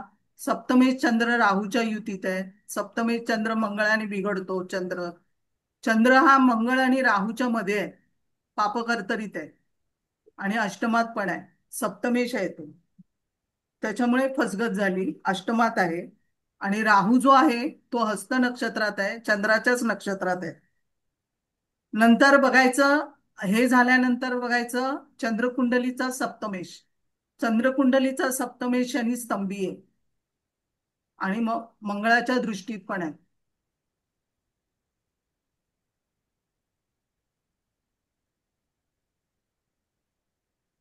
हा जो रवी मंगळ केंद्र योग आहे ना, याचा अर्थ पण लगेच पकडायचा आपण की मंगळ हा वक्री होणार आहे पुढे जाऊन, कारण रवीच्या पाठी आहे. तर हा मंगळ वक्री होणाऱ्यातला आहे. तर हा महिना याचा डिसेंबरचा आहे ना, तर 4 फेब्रुवारी पर्यंत हा मंगळ वक्री होईल. म्हणजे जर तुम्हाला असा केंद्रयोग आढळला तर समजायचं की हा मंगळ वक्री व्हायच्या तयारीत आहे. नंतर चंद्र कुंडलीचा सप्तमेश बघितला तो मंगळ, शनी हा केतुयुक्त मंगळ दृष्ट आहे आणि सप्तमाच्या भाग्यामध्ये शनी केतू आहे, सप्तमाचं भाग्य आहे. नंतर नवमोष कुंडलीचा आपण सप्तमेश बघितला, तो रवी ज्येष्ठा नक्षत्रात आहे. आता ज्येष्ठा नक्षत्रामध्ये असताना बुध बघायचा, कारण ज्येष्ठा हे बुधाचं नक्षत्र आहे. तो बुध हा मूळ नक्षत्रामध्ये आहे. नेहमी आश्लेषा ज्येष्ठा अशी नक्षत्र असेल तर पहिला बुध तपासायचा. तो बुध हा मूळ नक्षत्र, ज्येष्ठा नक्षत्रात असताना बुध मूळ नक्षत्रामध्ये, तर हा बरोबर नाही. त्याच्यानंतर बघायचं कारक शुक्र. हे सगळे झाल्यानंतर, सगळं चेक केल्यानंतर कारक शुक्राकडे जायचं. आता कारक शुक्र जो आहे तो शुक्र स्तंभी शनीच्या षडाष्टक युगात आहे. नवमोशात बघितलं तर आपण शुक्र आणि हर्षल केंद्र योग आहे, आणि नवमोशात बघितलं तर हा 78 अंशाचा डिफरन्स आहे ना, तर नवमोशामध्ये तुम्हाला युतीत दिसतील ते. शुक्र आणि हर्षल मीनेत आहे, युतीत आहे, आणि शनी शुक्र हा हर्षला बरोबर आहे आणि हा शनीच्या दृष्टीत आहे. तर शनीच्या दृष्टीत असल्यामुळे इथे कोर्ट कचेरी होऊ शकते. कोर्ट कचेरी इथे पण बघायची. षष्टेश बुध हा शनीच्या दृष्टीत आहे, त्याच्यामुळे कोर्ट कचेरी होईल. षष्टेश बुध हा शनीच्या दृष्टीत आहे. शनी हा भावारंभी आहे आणि बुध हा व्यय भावारंभी आहे. 6 अंशाचा आहे, मूळ नक्षत्रात आहे. आता शनीची दृष्टी आहे याच्यावरती, मूळ नक्षत्रावर. तर आता सरळ सरळ आहे की पैसे जाणार. आता ही डिमांड करणार पैशाचं, आणि करत पण आहे. तर पैशाचं डिमांड करणार आणि ह्याला पैसे द्यावे लागतील, नाहीतर मग कोर्ट कचेरी करावी लागेल. तो बुध नक्षत्र हा पैसे देणार नाही, कारण आपण बघायचा हा पैसे देईल का, तर हा एक तर मकर लग्नाचा आहे, पृथ्वी तत्व आहे, आणि त्याच्यात सिंह रास आहे, मंगळा बरोबर आहे, तापट आहे हा, आणि त्यातमध्ये बुध विचारांचा कारक, तो मूळ नक्षत्रात. तर हा खूप तापट आहे. तापट असल्यामुळे हा तेवढा देणार नाही पैसे, सहसा देणार नाही. पण जेवढा खर्च झालाय तेवढा तरी अर्धा अर्धा जो काही खर्च झाला असेल तो त्याने अर्धा करून देऊन मोकळं व्हायला हवं. नाहीतर कोर्ट कचेरी जी आहे ती, जोपर्यंत शनी केतूवरून शनी जातोय, बुधा मूळ नक्षत्रावरून जातोय, कारण हे घडायला, कारण मूळ नक्षत्रावर दृष्टी याचे पैसेच जाणार, पैशाचा लॉस आहे याचा. कारण इथे व्ययस्थानामध्ये मूळ नक्षत्र पडलंय, भावारंभी आहे. राहू जो आहे तो बुधाच्या राशीत आहे, तर इथे दशेला राहू पण काम करणार बुधाच्या दशेला. आता इथे बुध मूळ नक्षत्रामध्ये असताना बुधाच्या दोन्ही राशी ज्या आहेत त्या खराब होणार, भाग्येश पण आणि षष्टेश पण. पण नोकरी चांगली आहे, कारण नोकरी धरायची नाही त्याच्यात, कारण नोकरीचं स्थान म्हणजे एका बाजूने चांगलं देतं फळ, एका बाजूने खराब देईल. कारण नोकरीच्या स्थानाचा अधिपती बुध हा गुरु बरोबर, आणि गुरु हा चांगला आहे आणि गुरुची दृष्टी षष्टावर आहे. बाकी पापग्रहांची दृष्टी षष्टावर नाही आहे. त्याच्यामुळे असं समजायचं नाही की नोकरीचे याला त्रास होतील, षष्ठेश बुध मूळ नक्षत्रात आहे म्हणून. पण ह्याचा इफेक्ट त्याच्या मॅरेजवरती, ही कुंडली बघितल्याबरोबर कळलं पाहिजे आपल्याला की ही मॅरेजसाठी खराब कुंडली आहे. आता दशा बघायची.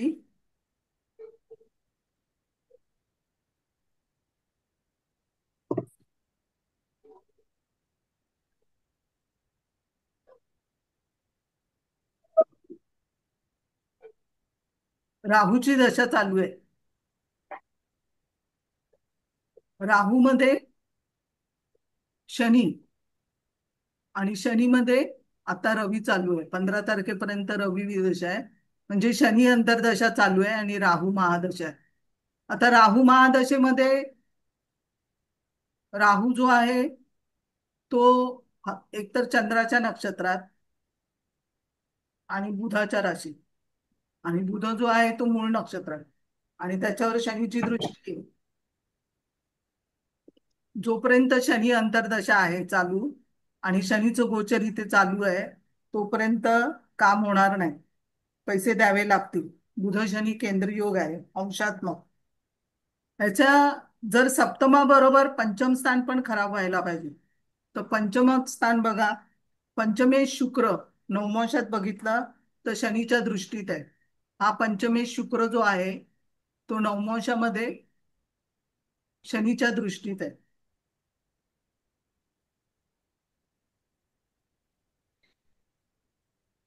आणि नवमांश कुंडलीच्या पंचमावर मंगळाची दृष्टी आहे आणि शनीची पण दृष्टी आहे.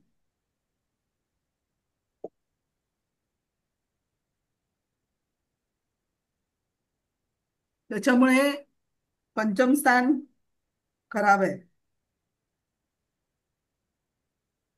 मग चंद्रकुंडलीकडून पण बघा, चंद्रकुंडलीच्या पंचमात मूळ नक्षत्र पडलंय. त्याच्यामुळे काय झालंय की पंचम स्थान खराब झालं आणि सप्तम स्थान खराब झालं. त्याच्यामुळे दोन्ही कनेक्टिंग स्थान आहे ती. त्याच्यामुळे विवाहामध्ये इथे प्रॉब्लेम झाले. पण याचा दुसरा विवाह होईल का? त्रिशांश कुंडली पण बघा,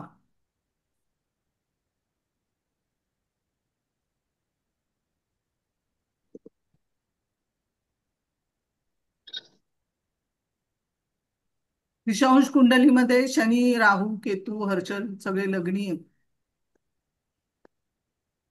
सगळ्यांची दृष्टी सप्तमावर आहे. शुक्र हा मंगळयुक्त आहे आणि शनी दृष्ट आहे. शुक्र पूर्ण खराब आहे. त्रिशांश कुंडली तुम्हाला खरं रूप दाखवतं, कुठले ग्रह खराब आहेत, काय खराब आहे ते. तर त्रिशांश कुंडली नेहमी चेक करत जा.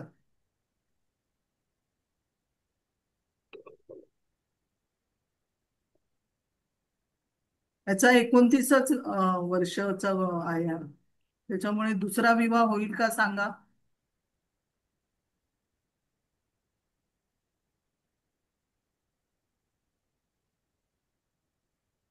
मॅडम याचा शुक्र खराब नाही ना? हा, म्हणूनच दुसरा विवाह होणार आहे. हम्म.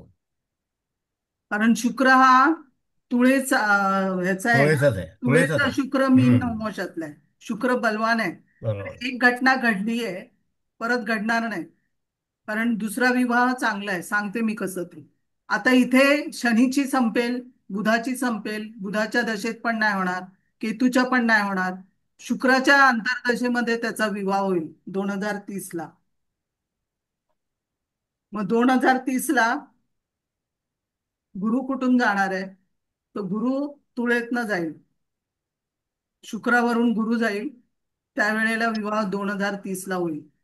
कारण ह्याचा विवाहच मुळात उशिरा होता. पण एक घटना ही घडायला, ऍक्सिडेंटल हे घडायसाठी हे सगळं झालेलं आहे. असं बघितलं तर हा डिवोर्स जर घ्यायला गेला तर ते लांबणार. कारण का? कारण असं बघितलं तर असं सगळी स्थानं क्लिअर आहेत ना. सप्तमावर कोणाची दृष्टी आहे ना, असं बघितलं तर काहीच प्रॉब्लेम्स नाही आहेत ना. नवमांशामध्ये आहे, नवमांशात पण बघा. त्याच्यामुळे दुसरा विवाह चांगला होईल. पण उशिरा लग्नाचा योग होता म्हणून म्हणजे कशावर ना? कारण शुक्रावर शनीची दृष्टी होती. अच्छा, गोचरीने. हा, नाही नाही, मूळच्या याला शनीची दृष्टी शुक्रावर होती. मूळच्या त्यात शनीची दृष्टी शुक्रावर नाही आहे. इथे नवमांश हा, कुंडली. नवमांशात. अच्छा. हा, हं. नवमांश कुंडलीमध्ये आहे. हा हा हा. पण ही घटना घडणारच होती. कारण शनी स्तंभी, चंद्रकुंडलीचा सप्तमेश शनी स्तंभी एकदा फसगत तर होणार होती.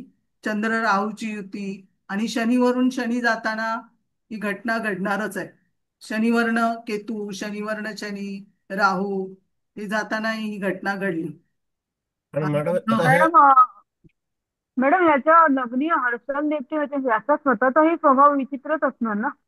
म्हणजे त्या तापट मुलीचा तर आहे ना, मी बोलली ना, कारण तापट तर आहे. कारण हा काहीतरी गुप्त ठेवून विचित्र, म्हणजे म्हणतात अगेन्स्ट द फ्लो जाणारी लोक असतात ना, तसा ह्याचा स्वतःचाही स्वभाव विचित्रच असणार ना. कारण नेपच्यून हर्षल लग्नी आहे. हर्षल नेपच्यून लग्नी आहेत, पण ते कोणाच्या नक्षत्रात आहे? उत्तराषाढा रवीच्या नक्षत्रात आहे. हा.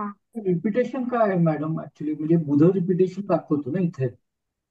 कारण का बुध एक तर द्विस्वभाव राशीत आहे आणि शुक्र नेहमी बघायचा. शुक्र बलवान आहे याचा. शुक्र बलवान असेल तर विवाह करणार ना दुसरं. मॅडम हा शुक्र जो बलवान आहे पण मांदी राहूची दृष्टी लग्नावरती आहे ना मॅडम. हा राहूची दृष्टी लग्नावरती आहे ना त्या नेपच्यून हर्षलवरती लग्नातल्या. मॅडम सप्तमेश अष्टमध्ये त्यामुळे लग्न मोडण्याची शक्यता असते ना. नाही नाही सप्तमी अष्टमात आहे. चंद्र राहू युक्त आहे. एकदा फसगत हं. झाली. तापट हा, आहे ते- हे पण सांगितलं. हं. बायको तापट आहे. चंद्र मंगळाबरोबर आहे. चंद्र पाप कर्तरीत आहे. चंद्र सप्तमेश. त्याच्यामुळे तिने मोबाईल फेकला. सिंह राशीत आहे. तिचा इगोला धक्का लागला. त्याच्यामुळे ही पहिली बायको इशी अशी चंद्र खराब असल्यामुळे थोडी सायको टाईप मिळाली. आता मॅडम गुरुची दृष्टी त्याच्या सप्तम स्थानावरती येते ना म्हणजे स्वतःच्या उच्च राशीवरती पण गुरुची दृष्टी आहे सप्तम स्थानावर. तरी मग हा विवाह म्हणजे सप्तम स्थान गुरुची दूषितच. कुठे दृष्टी सप्तम गुरुची कुठे स्थानावर दृष्टी आहे?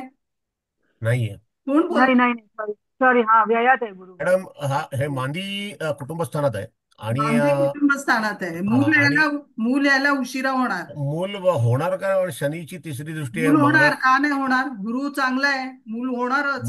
मंगळाची दृष्टी आहे. हा शनीची दृष्टी आहे कुठे? पंचम स्थानावर. हा असू दे ना. पंचमेश उशिरा शुक्र होईल पण भगवान आहे. होईल. हे बघा एक मिनिट. मूल का नाही होणार? पंचमेश शुक्र चांगला आहे. बलवान आहे. मीन नवमांशातला आहे शुक्र. त्याच्यावर कोणाची दृष्टी नाहीये. शुक्र एकदम क्लिअर आहे इकडे. नाही, शुक्र आणि क्लिअर आहे पण कुटुंब म्हणजे हा संतती मांदी आहे ना. पडू. हा हा मांदी पण आणि आहे. गुरु पण चांगला आहे ना. मंगळाची दृष्टी पण मांदी म्हणजे द्वितीय स्थानावर आहे कुटुंब स्थानावर आणि शनीवर. हा तरी काय झालं? काय प्रॉब्लेम झाला? मूल तो होणार. गुरु चांगला आहे आणि तो पण वृश्चिक नवमांशातला आहे ना हा. पण चंद्राच्या पंचमात सुद्धा हा जो बुध आहे तो सुद्धा ह्याचा आहे. तो एक पॉइंट झाला. तो त्याने अफेअर मध्ये आणि याच्यामध्ये लग्नामध्ये मोडता घातला. अच्छा. पंचम म्हणून. पण हम्म मूल व्हायला शेवटी तुम्हाला कारक ग्रहाकडे जायला पाहिजे की नाही? हम्म हम्म कारक ग्रह कोण आहे संततीचा? गुरु गुरु आहे. आहे. तो गुरुच चांगला आहे, तर मूल का नाही होणार? आणि हम्म. पंचमेश चांगला आहे. इव्हन चंद्रकुंडलीच्या पंचमात गुरु आहे. ह्याचा गुरु पंचमेश पंचमात आहे गुरु. हो पंचमेश मूल होणार. पंचमात आहे. तो शुक्र त्याचा D9 मध्ये पण बघा उच्चीचा मी आहे ना सांगते. आता जर हा गुरु मूळ नक्षत्रात असला असता तर गोष्ट वेगळी होती. हा मूळ नाही ना तो. हा मूळ नक्षत्रात नाहीये हा. नाही पण शनीची 10वी दृष्टी गुरुवर आहे. शनीची वेगळी होईल त्याला. त्याला हा डिलेच होईल. डिले होईल. कारण अच्छा. संतती डिले म्हणून लग्न डिले. हम्म. तसंही आता हा या या प्रकरणातून सुटका होईपर्यंत डिले तर होणारच आहे डिले त्याच्या तर दुसऱ्या होणारच आहे. आणि हा लग्न करायला मुळात तयार होईल की नाही माहिती नाही. एकदा धक्का लागलाय ना तर दुसऱ्यावरती विश्वास ठेवायला चटकन विश्वास ठेवणार नाही हा. पण लग्न करेल असं नाही होईल होईल करणार असं कारण नाहीये. शुक्र त्याचा चांगला आहे ना मॅडम. शुक्र शुक्र म्हणजे चांगला आहे. त्याचा कारक ग्रह शुक्रच चांगला आहे म्हणून विवाह करणार. पण लग्नेशाबरोबर केतू आहे तो त्याच्याने काय आला खरं ना नाही. प्रॉब्लेम. हा नाही म्हणजे त्याला मानसिकता अशी न करण्याची वगैरे राहील का? हा राहू शकते. शनी केतू हम्म. युती आहे ना. हा तेच त्यामुळे. आणि मकरेचा बघा कुंभ आणि शनीची माणसं राहू शकतात हम्म लग्नाशी. कारण हम्म ही लोक मुळातच विरक्त असतात. पण हम्म शेवटी शनी हा कुठल्या राशीत आहे? जलतत्व आहे. हम्म. तर अच्छा. जलतत्व शनी थोडासा इमोशन्स पण असणार त्याच्याकडे. पण मॅडम पण सप्तमेश चंद्र मंगळाबरोबर आहे ना त्यामुळे हा तो आतूर पण असेलच ना आणि प्लस असं बघता येतं का म्हणजे चंद्र आणि शुक्राचं पण लाभयोग आहे ना ऍक्च्युली. हा चंद्र शुक्र लाभयोग हा लिखाणासाठी घ्यायचा. चंद्राच्या तृतीयात शुक्र तर बहिणीसाठी चांगला. अक्षर चांगलं. लिखाणासाठी चांगला. काहीतरी कविता लिहू शकतो. याला लाभयोग स्त्रियांपासून रायटिंग. पण लाभ होईल ना मॅडम. याला हा स्त्रियांपासून स्त्रियांकडून लाभ. पण लाभ होईल. हो स्त्रियांपासून लाभ. बहिणीपासून लाभ.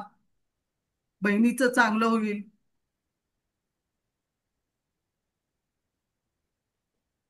चंद्राच्या तृतीयात शुक्र म्हणून का?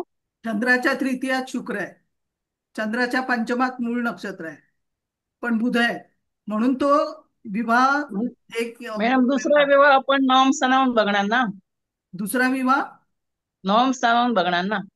नाही, ते पूर्वी असायचं की हं. एकाच घरामध्ये द्यायचे ना दिराला. हा एक हा भाऊ गेला की दिराला द्यायचे हं. ना, म्हणून ते हा नवम स्थान दिराचं म्हणून ते घेतलं होतं. पण अच्छा. आता तसं नाहीये.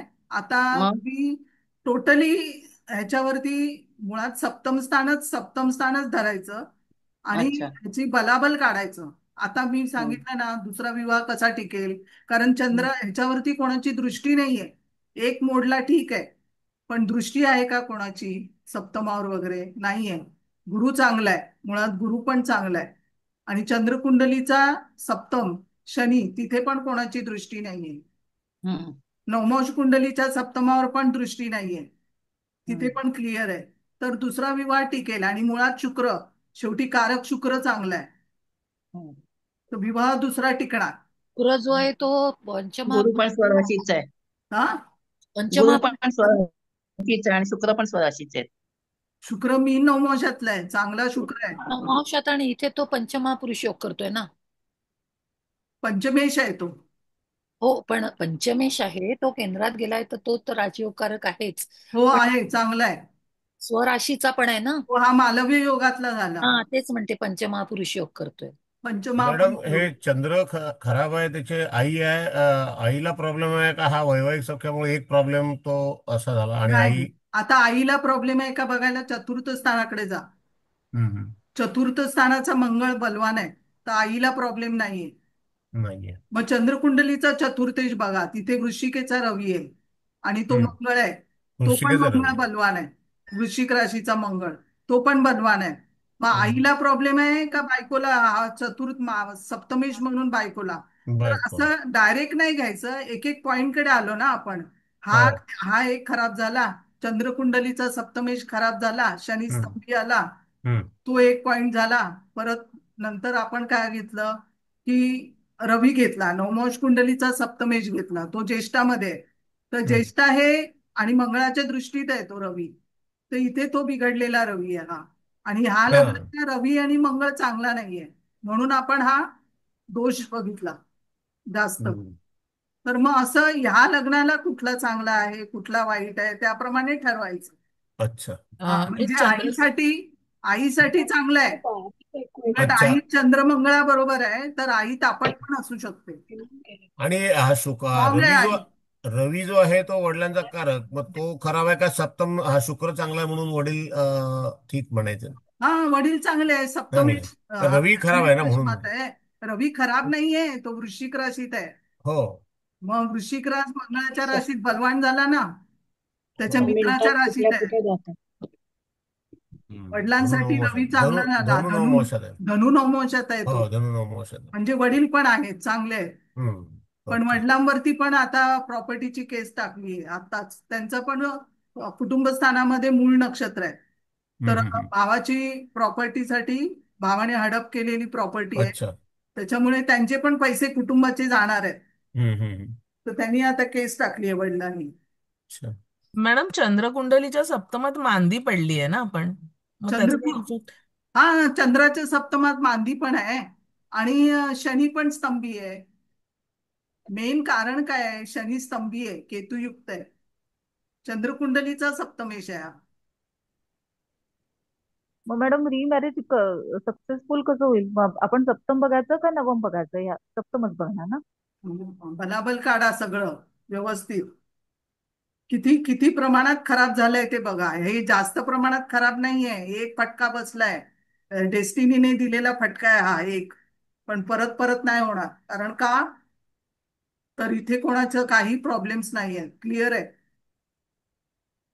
मेन मॅडम कारण तुम्ही मगाशी मूळ नक्षत्रात गुरु असेल तर काय होईल ते एकदा सांगा. मूळ नक्षत्रातला गुरु असेल तर मुलगा होणार नाही, आणि मूल झालं तर संततीला त्रासदायक किंवा संततीला विलंब होणं, त्याच्या गोष्टी दूर जाणं, त्याचं सुख न मिळणं असं होऊ शकतं.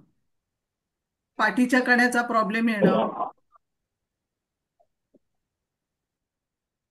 पण तो कुठेही असेल म्हणजे हा? गुरु सपोज तो म्हणजे आता इथे तो व्ययात आहे पण तो सपोज इथे म्हणजे सपोज म्हणजे षष्टेश असतात तर षष्टेश गुरु मूळ नक्षत्र असं असेल तर हा नोकरी जाण्याचे चान्सेस आहेत.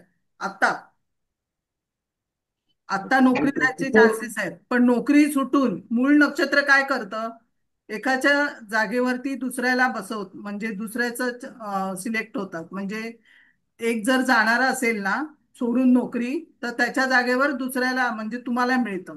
म्हणजे एक नोकरी तुम्हाला सोडून द्यावी लागते आणि तसेच दुसरं लगेच मिळतं तुम्हाला. पण एक नोकरी जाते दुसऱ्याच्या मुळावर. दुसऱ्याच्या मुळावर. हा,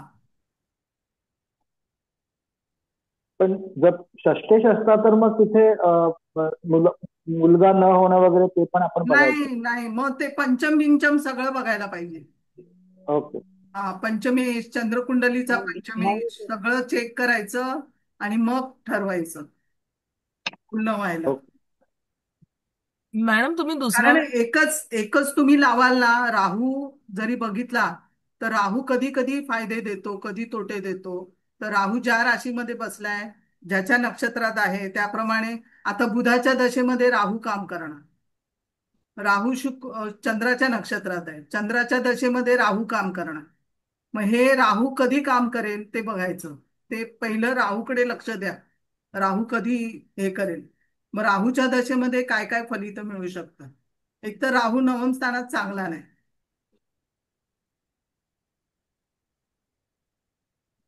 मॅडम तुम्ही जी दशा काढली ना की 2030 मध्ये होईल, केतूच्या दशेत नाही होणार नाही, हे ते कसं सांगता तुम्ही मला जरा, मला समजत नाही ते कधी कारण कधी. शुक्रालाच घेतलं मी. शुक्र बलवान आहे ना, हा. शुक्रावरून जेव्हा गुरु जाईल, कन्येत गेल्यावरती तर विवाह नाही होणार, इथे पण नाही होणार. चंद्राच्या सप्तमात गुरु जाईल तेव्हा पण नाही सिंहेत. मग तुळेत जेव्हा गुरु जाईल 2030ला, त्यावेळेला विवाह होईल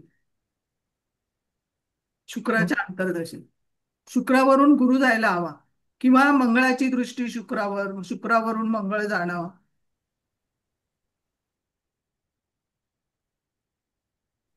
गुरु आता मिथुनेत आहे, मग तो कर्केत जाईल सप्तमात, तेव्हा नाही होऊ शकत. नाही होणार, नाही, तेव्हा नाही होणार. तोपर्यंत शनी इकडेच असणार आहे मीनेत. शनीवरून शनी जोपर्यंत हलत नाही तोपर्यंत याच्या गोष्टी नीट होणार नाहीत. जोपर्यंत मूळ नक्षत्रावर शनीची दृष्टी आहे तोपर्यंत हा त्रासातच राहणार आहे.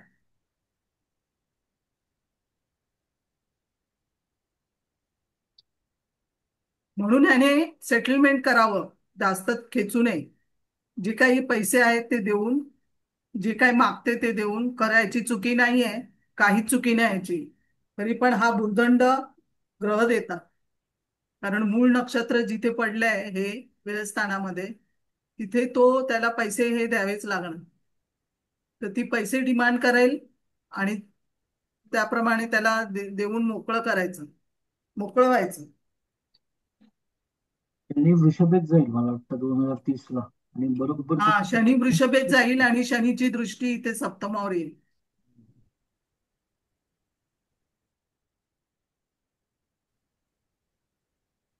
ठीक आहे, समजले तुम्हाला? मीन्स मतलब शनि और गुरु दोनों होना चाहिए ना हाँ दोनों, सप्तमावर। हाँ हाँ